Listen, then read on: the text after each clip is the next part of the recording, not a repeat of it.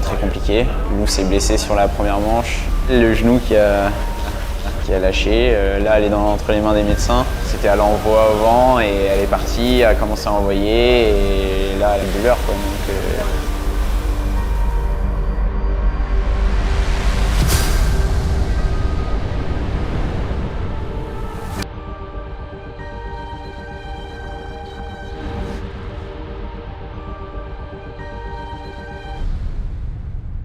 Voilà, j'entends un crack, je ressors au trapèze, je rentre de nouveau un crack, je me dis bon bah cool, je l'ai replacé. Pas du tout, je m'avance et puis en fait la jambe ne tient plus, le genou ne verrouille plus, il fait que se dérober. Forcément beaucoup de frustration parce qu'on était placé et qu'on était capable de jouer aux avant-postes. Beaucoup de tristesse d'un coup d'un travail qui, du coup, on est en train de comprendre qu'il ne va pas pouvoir être finalisé.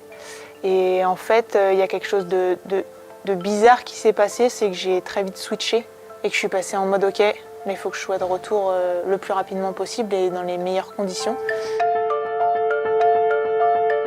On navigue sur le Nacra 17, qui est catamaran mixte au programme des Jeux. Et la grosse particularité de ce bateau, c'est que c'est un catamaran volant. Et donc avec les 4 foils qui sont dans l'eau qui nous permettent de voler, on atteint des vitesses qui sont déjà vraiment importantes et surtout c'est un bateau un peu rodéo quand le plan d'eau s'agite, donc assez fun ouais, comme bateau. J'adore quand il y a des sensations et de l'adrénaline et je pense que c'est un bateau qui t'en procure très vite et en plus ça met un petit peu de piquant parce qu'il y a tout l'aspect jeu de la régate, stratégie, etc. Mais avant tout, il y a maîtriser la bête et notamment ici dans le Mistral fort, c'est un réel enjeu, quoi. Déjà de faire le tour des bouées, c'est déjà un bel objectif. Donc voilà, nous c'est un peu à double vitesse, c'est maîtriser le bateau et le maîtriser techniquement vraiment à son summum et petit à petit rentrer de la tactique pure et dure. Il faut réussir malgré que le bateau soit très exigeant à pouvoir sortir la tête du bateau et tactiquer, quoi. Au-dessus de 18 nœuds, 18-20 nœuds, où là ça devient vraiment sauvage, on va dire. Et là ça vole plus vraiment non plus, et là c'est plus du maniement de bateau et ne pas se mettre dans des situations critiques, quoi. Hors de la voile, je vais pas prendre de risques, mais quand je suis sur mon bateau, j'ai peut-être une certaine confiance, qui est 25 nœuds ou 10 nœuds, je ne vais pas avoir peur d'aller me blesser, sauf quand on est à Marseille, que c'est du sud-ouest et qu'il y a vraiment 2 mètres de creux. Mais non, en général, j'ai pas peur sur le bateau, j'ai plutôt peur voilà, des activités annexes. On fait attention à tout ça, mais après c'est des paramètres où quand on se blesse, personne ne l'a prévu et personne ne veut se blesser, donc si ça arrive, c'est que c'est comme ça et qu'il va falloir faire avec.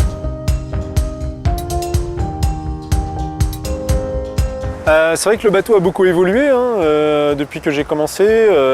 Il a pris des foils vraiment volants avec des safrans qui maintenant permettent de faire voler le bateau en permanence. Mais par contre le bateau est vraiment sympa toujours parce que d'une part le fait de voler c'est vraiment une autre sensation, c'est une autre voile. Il faut quand même tirer dans le câble, il faut vraiment des fois être bien bourrin.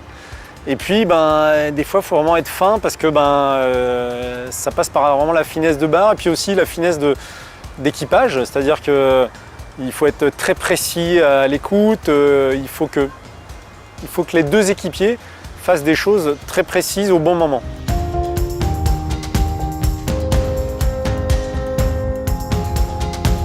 Je suis blessée en 2021, du coup j'étais un peu toute seule, Billy hésitait à repartir et au final on s'est dit pourquoi pas tenter l'aventure et c'est comme ça qu'on a commencé.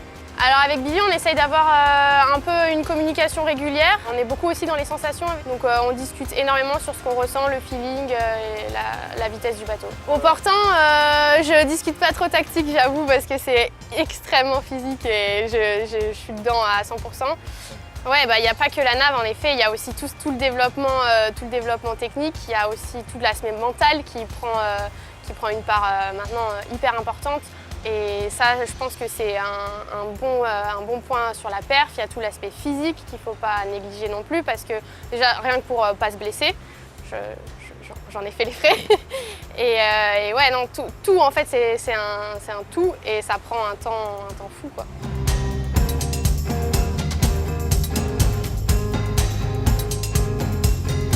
Je me suis blessé sur une fin de stage. J'étais vraiment assez fatigué de la semaine. C'était quasiment les derniers jours d'entraînement et sur une dernière manœuvre, voilà, j'ai mon genou, j'ai senti qu'il est parti.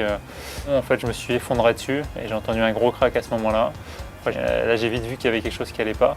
Très très déçu, mais vraiment, je me rappelle très bien à cet instant T. Au moment où le verdict est tombé, je savais ce que c'était et j'ai réussi vite à me mettre dans une dynamique où bon, bah maintenant, voilà, c'est le passé. On verra ce que le futur nous apportera, mais là, c'est le moment présent qui est important et le moment présent, on le construit tous les jours. Et il faut, voilà, il faut tous les jours faire en sorte que je revienne le plus vite possible. Et au final, voilà, après cette petite phase de deuil, je trouve qu'on a construit tous les jours, en tout cas avec Arwan en tant qu'équipage, pour pouvoir mener à bien notre projet, voilà, qui nous tient à cœur en tout cas d'aller au bout, quoi.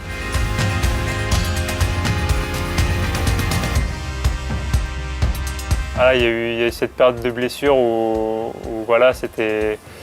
Voilà, tu vois tous les copains naviguer et tu te dis mais moi j'aimerais bien aussi être sur l'eau, pouvoir essayer de me défendre, tout ça. C'est super gratifiant parce que retour de blessure, arriver à accrocher un podium sur un test event, voilà, c'était une super régate, on avait des super conditions, il y avait un engouement français autour de cette régate-là qui était vraiment exceptionnel. Donc ouais, c'était encore des étoiles plein les yeux et on a hâte en tout cas de pouvoir remettre ça là, lors des prochaines régates parce que bon, une fois qu'on y a pris goût à ce genre de choses, on n'a plus envie de s'arrêter. C'était vraiment le retour rêvé pour moi, que je pouvais pas rêver mieux que d'accrocher un podium sur ce test event. C'est juste exceptionnel, quoi. J'ai pas le temps de m'ennuyer, c'est tous les jours et c'est assez dense, je me sens bien et je vois au jour le jour, mais pour l'instant, j'ai pas eu de moment où je me dis oh, je suis triste. Non, j'ai envie de revenir, je vois que Tim travaille avec Kinou et je suis très heureuse et ça me booste. Et je pense que c'était important pour lui de continuer et de ne pas s'arrêter sur cette blessure. Et pour moi aussi d'ailleurs, parce que c'est vrai que voir mon bateau quitter la terre et continuer à naviguer, ça me faisait plaisir. Oui, je trouve que le parcours de guérison de Clément est très inspirant. Et j'ai trouvé aussi sa gestion mentale juste génial de toujours garder le sourire et garder cette énergie. Pour ma part, je compte faire la même chose et je compte revenir comme il l'a fait. Et si en allant chercher une médaille, j'irai chercher cette médaille avec Tim et Kinou. J'ai pas besoin de m'auto-convaincre. Je pense que les gens qui sont autour de moi et moi-même, on est déjà convaincus que je vais revenir. Et je pense que dans le sport de haut niveau, on ne parle pas assez de la blessure, surtout en voile. On a l'impression que c'est une fatalité et en fait je pense pas, quoi. Quand on voit Clément justement qui revient encore plus fort, quand on voit la néerlandaise en FX, quand on voit l'allemande qui s'était blessée aussi, et ça n'empêche que c'est des gens qui sont médaillés aujourd'hui, donc c'est que la blessure fait bien partie du sport.